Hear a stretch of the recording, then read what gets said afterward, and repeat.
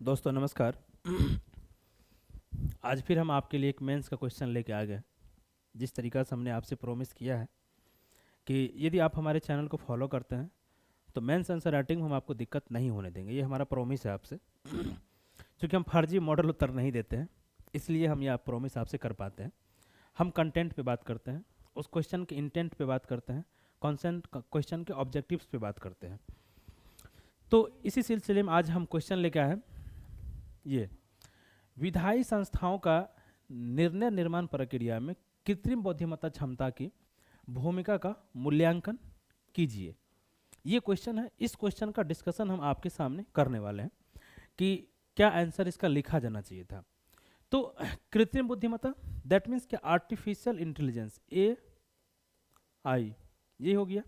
ए आई आप काफ़ी पढ़े होंगे, ये काफ़ी चर्चा में है, काफ़ी चर्चा में रहता है ए आई। तो ये देखिए, बिहार का अगर इससे पहले का आप क्वेश्चन देखेंगे या किसी भी एग्जाम में, यूपी पीसीएस आप दे रहे हो या यूपीएससी दे रहे हो, एआई एक ज्वलंत टॉपिक है। कहीं से भी एआई में सवाल पूछा जा सकता है, किसी भी एग्जाम में एआई से सवाल पूछा जा सकता है।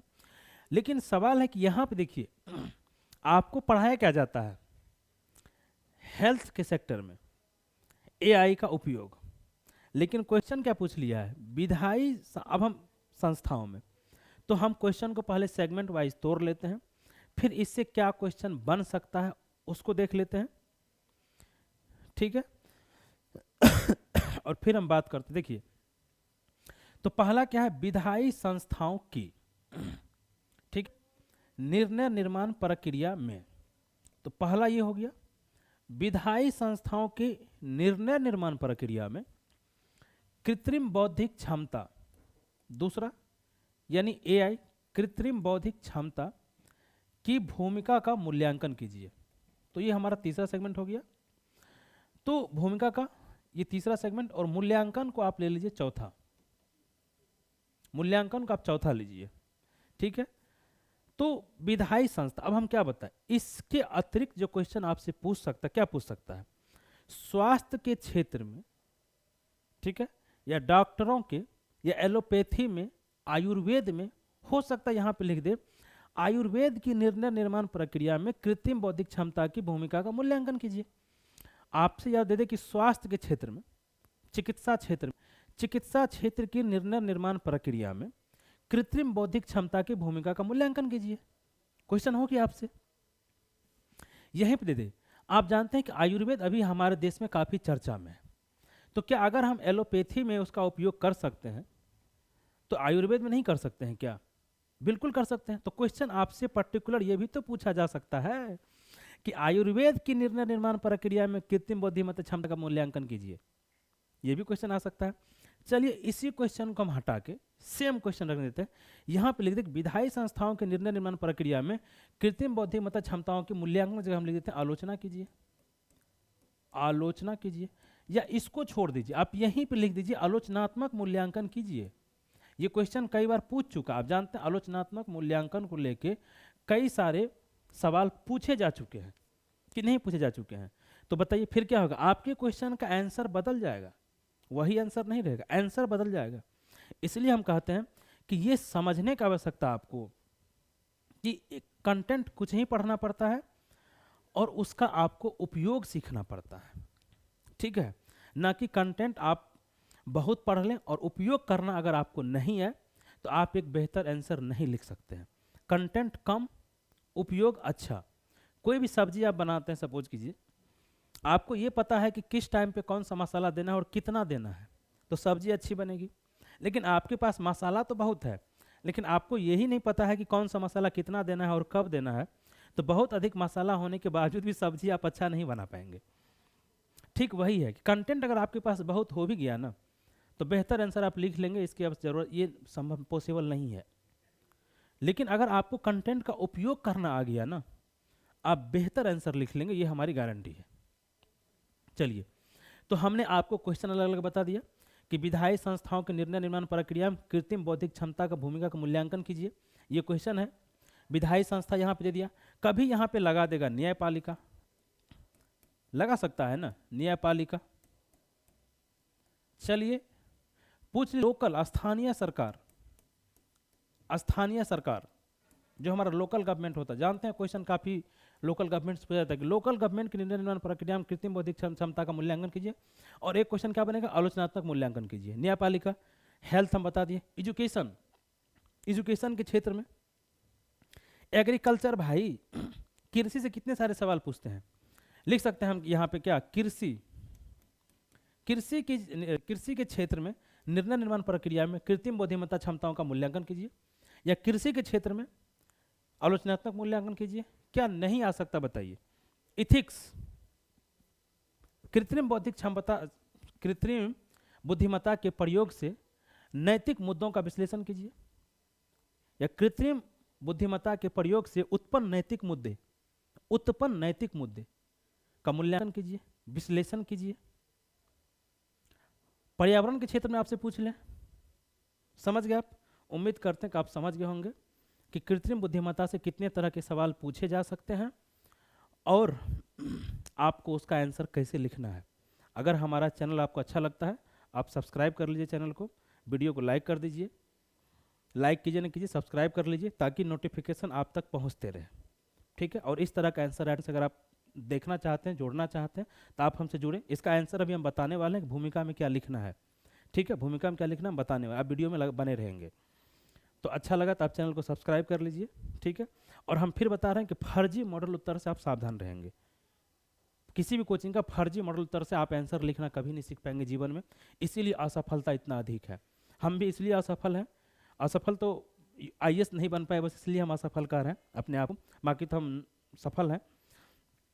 तो इसलिए कि हम भी इसी कोचिंग संस्थान के चक्कर में पढ़ के हमें भी यही फर्जी मॉडल उत्तर का दिया जाता था और हमें उस समय पता नहीं था, ठीक है। तो अब हम फिर अपने आप से नए सिरे सब कुछ अब खड़ा किए, फिर हमने देखा कि यार कमी कहाँ रह जाती है कि लड़के असफल हो जाते हैं, तो फर्जी मॉडल उत्तर बहुत बड़ा कमी है।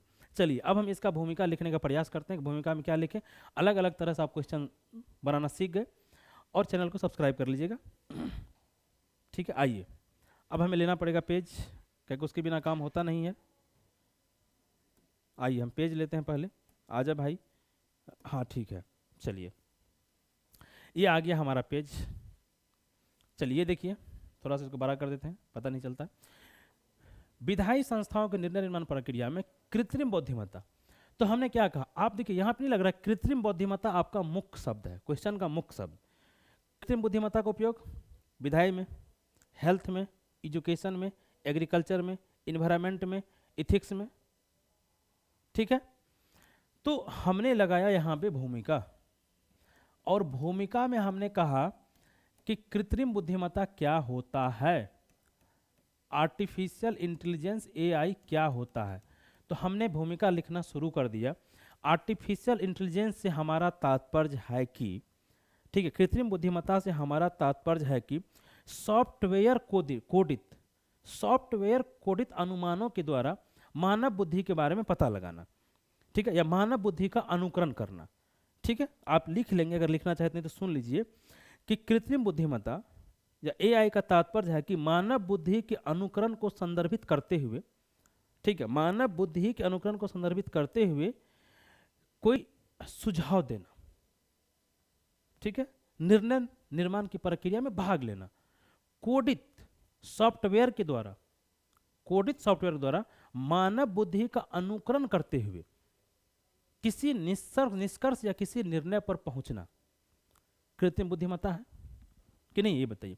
हम मानव क्या करते हैं, हमारे अंदर बुद्धि है तो हम अलग अलग चीज़ों से पढ़ते हैं और एक निर्णय पर पहुंचते हैं, एक निष्कर्ष पर पहुंचते हैं। तो जब तक इस AI में हम सॉफ्टवेयर को फीड नहीं करेंगे तो क्या यह AI काम करेगा? काम नहीं करेगा ना। तो क्या हुआ, AI क्या है, एक मशीन है, इसमें हम क्या कि सॉफ्टवेयर के द्वारा सॉफ्टवेयर को इसमें हम इंस्टॉल किया, कोडित किए, और उससे वो क्या किया, मानव बुद्धि की तरह काम किया। तो अच्छे शब्द हम क्या लिखते हैं, अनुकरण, ठीक है। इसीलिए हम ये डेफिनेशन आपको बताए, कृत्रिम बुद्धिमत्ता सॉफ्टवेयर कोडित अनुमानों के द्वारा मानव बुद्धि का अनुकरण करते हुए किसी निष्कर्ष पर पहुंचना आर्टिफिशियल इंटेलिजेंस है। ये आपने परिभाषा लिख दिया। उदाहरण के लिए अगर एग्जाम्पल आपको दे दे, एग्जाम्पल आप जानते हैं एलेक्सा, बहुत आदमी यूज करता है एलेक्सा, सीरी, जैसे टेस्ला कार बनाया है, टेस्ला कार बनाया है हमारे भाई साहब ने, मस्क साहब ने। मेट्रो जो है ड्राइवर रहित मेट्रो चल रहा है, ये क्या है? एआई ही तो है। समझ गए? चलिए, अब आप भूमिका तो लिख लिए, अब अगला पॉइंट क्या लिखना है? कह रहा है विधायी संस्थाओं के निर्णय निर्माण प्रक्रिया में मूल्यांकन कीजिए। मूल्यांकन तो हम बता चुके हैं, नेगेटिव भी पॉजिटिव भी, लेकिन अधिकांश चीजें पॉजिटिव। क्यों? क्योंकि ये अभी भविष्य का तकनीक है, इसका हम उपयोग करेंगे, इसलिए यहाँ पे अधिक बात आपको पॉजिटिव लिखनी पड़ेगी। अगर यहाँ पे अधिकांश बात आप नेगेटिव लिख देंगे, इसका मतलब है कि आप सकारात्मक व्यक्ति नहीं है, आपका परसेप्शन फिर नेगेटिव चले जाएगा। नहीं, सकारात्मक चीजें, कुछ कमियां हैं, कमियां को हमें इंगित करना है कि हाँ ये कमियां हैं, ये नैतिक मुद्दे हैं, ये समस्या है, इसकी तरफ हमें ध्यान देना चाहिए था, इसका हमें सॉल्यूशन समाधान निकालना चाहिए था। लेकिन इसका मतलब ये नहीं है कि इसके आधार पे हम ये कह दें कि ये सही नहीं है। भूमिका आप लिख लिए, एग्जाम्पल आप डाल दिए। चले हम अगला पैराग्राफ में, नेक्स्ट पैराग्राफ हम लिए या नेक्स्ट पेज हम लिए या जो भी आपका हो, वहाँ पर हमने एक सब हेडिंग बनाया, क्या? विधायी संस्थाओं की निर्णय निर्माण प्रक्रिया में। बस हमने एक सब हेडिंग बनाया, विधायी संस्थाओं के निर्णय निर्माण प्रक्रिया में हमने ये इतना बना दिया, इसको हमने अंडरलाइन कर दिया। ये अंडरलाइन करना जरूरी है, ठीक है? इसलिए और कोशिश कीजिए कि जब सब हेडिंग आप बनाते हैं तो क्वेश्चन में जिस भाषा का उपयोग किया गया है आप उसी भाषा का उपयोग करेंगे, अपने तरफ से आप नई भाषा नहीं डालेंगे। इससे क्या होता है? एग्जामिनर को सहूलियत होता है और उसको पता, और आप भी अपने आंसर में नहीं भटकते हैं। आपको ही बार बार क्वेश्चन जाके पलट नहीं देखना पड़ता है कि क्या क्वेश्चन पूछा था एग्जैक्टली, नहीं तो फिर आप अपने आंसर से भटक जाते हैं। और बीपीएससी में या यूपीएससी में जब 250 शब्दों का क्वेश्चन लिखाता है ना, यूपीएससी में भी 250 और बीपीएससी में 38 नंबर का, तो आदमी को भटकना की प्रवृत्ति हो जाती है कि यार क्वेश्चन क्या था, पता चलता है कि तीसरे पेज पर जाते थे वो क्वेश्चन भूल जाता है और जो जान रहा होता है वो लिख रहा होता है। इसलिए आप कोशिश करें कि क्वेश्चन के सब हेडिंग को आप लिखें। आप अंडरलाइन कर दिए, पहला पॉइंट, दूसरा पॉइंट, तीसरा पॉइंट, आप इस तरह पॉइंट पॉइंट पॉइंट पॉइंट में आप आंसर लिखते चले गए। आपको जितने शब्दों में पूछा गया है आप उतने शब्दों में आंसर को लिख दिए। अब यहाँ पे क्या लिखेंगे? यहाँ पे कह रहा है कि विधायी संस्थाओं के निर्णय निर्माण प्रक्रिया में, तो निर्णय निर्माण प्रक्रिया को कैसे प्रभावित करेगा? अब देखिए, जो हमारा विधानसभा होता है या विधायी संस्था होता है, विधायी संस्था में कौन कौन सी संस्था? विधानसभा है, कार्यपालिका है, न्यायपालिका है, ये विधायी संस्था कह रहा है ना, लेजिस्लेटिव इंस्टीट्यूशन, बहुत सारे संस्था है। तो आप विधायी संस्था लिखा था, विधायी संस्थाएं लिखिए, ठीक? अपने तरफ से किसी संस्था का नाम मत लिखिए और अगर लिखना है तो आप विधायिका लिख दीजिए। चलिए, तो देखिए विधायी संस्था में क्या होता है? बहुत सारा फाइल होता है, किसी निष्कर्ष को लेने के, निष्कर्ष से पहुंचने के लिए बहुत सारा फाइल होता है उसके पास। तो उस फाइल, अगर कोई व्यक्ति करेगा, कोई इसी निष्कर्ष पे पहुंच, सपोज कीजिए कि 15 साल 20 साल पहले कोई जजमेंट आया, विधानसभा ने कोई कानून बनाया, या उससे पहले काफ़ी कानून था हमारे, देखिए कितना 1955 कानून, 1951 कानून है, बहुत सारा कानून है, किसी फाइल में दबा हुआ है। तो हम क्या करते हैं? उसको निकाल के, या विधानसभा का बहुत सारा कागज है, तो इतने सारे कागज को जो ह्यूमन पढ़ेगा तो उसके लिए क्या चाहिए? समय चाहिए, मानव की संख्या अधिक चाहिए, अधिक लोग चाहिए, अधिक हमारे पास ह्यूमन रिसोर्स चाहिए। लेकिन एआई क्या करेगा? कुछ मिनट में फाइल को प्रोसेस करके एक निर्णय पर पहुंच जाएगा। ये हो गया। अब देखिए, तो पहला क्या हो गया? फाइल प्रोसेसिंग, यानी प्रक्रिया को वो आसान बना देगा। समझ गए? पहला हो गया क्या? कि इतने सारे जो फाइल है जो ह्यूमन को प्रोसेसिंग करने में काफी समय लगेगा, उसको आसान बना देगा। पहला पॉइंट डाल दिया। क्या है? संस्था निर्णय प्रक्रिया में क्या कर रहा है? निर्णय निर्माण प्रक्रिया में ही ना। समझ गए? दूसरा, अब देखिए जो हमारा क्वेश्चंस होता है, जो सुझाव लिए जाते हैं, कोई कमेटी बनती है विधानसभा की या लोकसभा की, लेजिस्लेटर की, वो कमेटी वो सुझाव लेती है, तो अलग अलग जगह से जो सुझाव लेती है उसको एआई में फीड करके रख सकता है। और जो विधायक के सवाल होते हैं या मंत्री जो जवाब देते हैं तो अभी आप देखिए क्या होता है कि विधानसभा के अंदर हर सारा विधानसभा डिजिटली नहीं हुआ है, उसके सामने एक स्क्रीन लगा दे, एआई अपने आप जवाब भेज देगा। जो व्यक्ति झुक झुक के जाते रहता पहुंचाने के लिए कागज, जरूरत पड़ी उसकी, एआई अपने आप हर आदमी के स्क्रीन पे जवाब भेज दिया कि नहीं भेज दिया? जो क्वेश्चन है, क्वेश्चन विधायक का, सांसद का, जिसका भी, मंत्री जी के पास पहुंच जाएगा, लोकसभा अध्यक्ष के पास या विधानसभा अध्यक्ष के पास पहुंच जाएगा, अध्यक्ष जो तारांकित अतारांकित जो भी प्रश्न हमारे होते हैं। तो ये क्या है? निर्णय निर्माण प्रक्रिया में सुविधा होगा कि नहीं होगा, ये बताइए। विधानसभा के अंदर, विधायी संस्थाओं में। तो एक तो हमारा हो गया क्या, प्रोसेस, इतनी सारे फाइल को प्रोसेस करना। दूसरा, सवाल और जवाब की जो अभी ह्यूमन प्रकृति है, टेंडेंसी है, वो कम हो जाएगी, उसका इन्वॉल्वमेंट उसमें कम हो जाएगा। दूसरा पॉइंट हो गया हमारा। और तीसरा पॉइंट कि लोगों के सुझाव, जो सुझाव आते हैं किसी भी विधायी, दूसरा पॉइंट हम बता दिए ना आपको। तीसरा पॉइंट हम बताने जा रहे हैं कि लोगों का जो, सपोज कीजिए कि विधानसभा या कोई विधायी संस्था जो हमारे यहाँ कोई कानून बनाता है, तो हम लोग क्या करते हैं, उसको पार्लियामेंट्री कमेटी या जो राज्य की लेजिस्लेटिव कमेटी उसके पास भेजते हैं। वो अन्य जगहों से सुझाव मांगता। उदाहरण ले लीजिए, अभी वन नेशन वन इलेक्शन पे सुझाव मांगा गया है, तो कमेटी ने कहा कि हमारे पास 70,000 सुझाव आ चुके हैं। अब ये बताइए, 5 या 6 मेंबर की कमेटी है, 6 मेंबर है शायद, तो उसको उस 70,000 सुझाव को पढ़ने में और निष्कर्ष पे पहुंचने में आप प्रैक्टिकली बताइए कितना समय लग जाएगा। तो क्या क्वेश्चन क्या दिया है, निर्णय निर्माण प्रक्रिया में, तो फिर बताइए वो निर्णय लेने में कितना टाइम लग जाएगा। और जब यहीं पे हम एआई का सुविधा ले लें, एआई को हम उपयोग कर लें, क्या होगा, बहुत कम टाइम में हम एक बेहतर निष्कर्ष पर पहुंच सकते हैं कि नहीं पहुंच सकते हैं। तो ये क्या, ये है करंट का एग्जाम्पल के साथ, समझ गए। 3 पॉइंट है, 8 नंबर का क्वेश्चन है। उम्मीद करते हैं आपका आंसर फुलफिल हो गया होगा। तीसरा पॉइंट आप ये लिख दिए कि जब हम सुझाव लेते हैं, इसी तरीका से सरकार भी, अगर जैसे राज्य सरकारें भी अगर कोई कानून बनाती है, कोई योजना बनाती है, सुझाव लेती है, लोगों सुझाव आता है, तो उसका प्रोसेस तो जल्दी हो जाएगा ना, समझ गए। तो उम्मीद करते हैं। तो अब है बचा हमारा निष्कर्ष। तो लास्ट में हम आते हैं किस पे, निष्कर्ष पे। ये हो गया हमारा निष्कर्ष। निष्कर्ष, सॉरी, क्या लिखेंगे निष्कर्ष में? तो निष्कर्ष में इसके सकारात्मक पहलू पे फिर जिक्र करना है।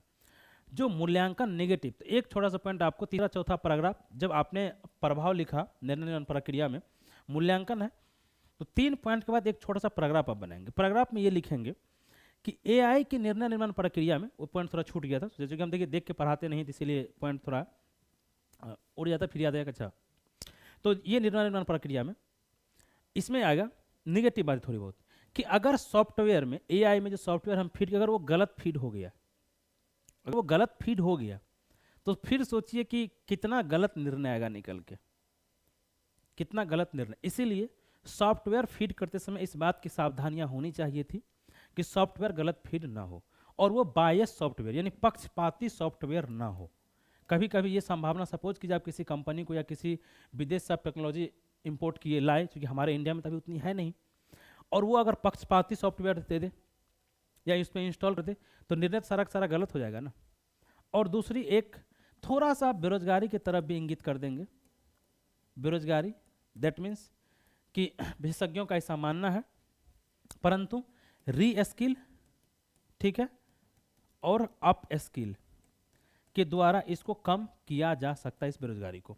तो ये चिंता का विषय, इसलिए हम क्या बोले, मूल्यांकन में थोड़ी वो चिंता हमें देखनी है। हाँ, विधायी निर्माण प्रक्रिया में ये सकारात्मक पक्ष है, लेकिन यहाँ पे ये चिंता का ही बात है। 2-3 लाइन में आपको सिर्फ इंगित कर देना है कि हाँ आप जानते हैं। और फिर निष्कर्ष, तो निष्कर्ष फिर आपका निष्कर्ष आना चाहिए लास्ट में। फिर निष्कर्ष आपका सकारात्मक पहलू होना चाहिए था कि एआई, बस ऐसे ही जैसे हमारे सरकार कहती है, एआई 21वीं सदी की नई तकनीक है, और तकनीक के बिना वर्तमान समय की अर्थव्यवस्था का ग्रोथ या विकास, या वर्तमान समय में विकास, वैश्विक परिस्थितियों के अनुसार विकास मुश्किल है, कठिन है। इसलिए एआई के चिंताओं को संबोधित करते हुए इसे विधायी क्षेत्र के अतिरिक्त भी अन्य क्षेत्रों में, शिक्षा, एग्रीकल्चर, स्वास्थ्य में अपनाया जाना चाहिए। ये लिख के आप एंड कर दीजिए। ये क्या है आपका सकारात्मक सुझाव, और आपने एक लंबी लकीर खींच दी कि हाँ यहाँ इतना ही नहीं, इन क्षेत्रों में भी होना चाहिए था। तो समझ गए आप आंसर, यही आंसर लिखना था। और फिर नेक्स्ट सेशन में हम किसी अन्य क्वेश्चन के साथ आपके पास आंसर लेकर आएंगे। ये वीडियो आपको अच्छा लगा हो तो लाइक कर दीजिएगा, चैनल को सब्सक्राइब कर लीजिए, और मेंस आंसर राइटिंग में अगर कोई दिक्कत हो आपको तो आप हमारे दिए गए नंबर पे हमसे संपर्क कर सकते हैं। और फर्जी मॉडल उत्तर से आप सावधान रहें, बस हम इतना ही कहेंगे, इस अधिक हमारे पास कोई शब्द नहीं है आपको कहने के लिए। आपको बहुत बहुत धन्यवाद और बहुत बहुत शुभकामनाएं।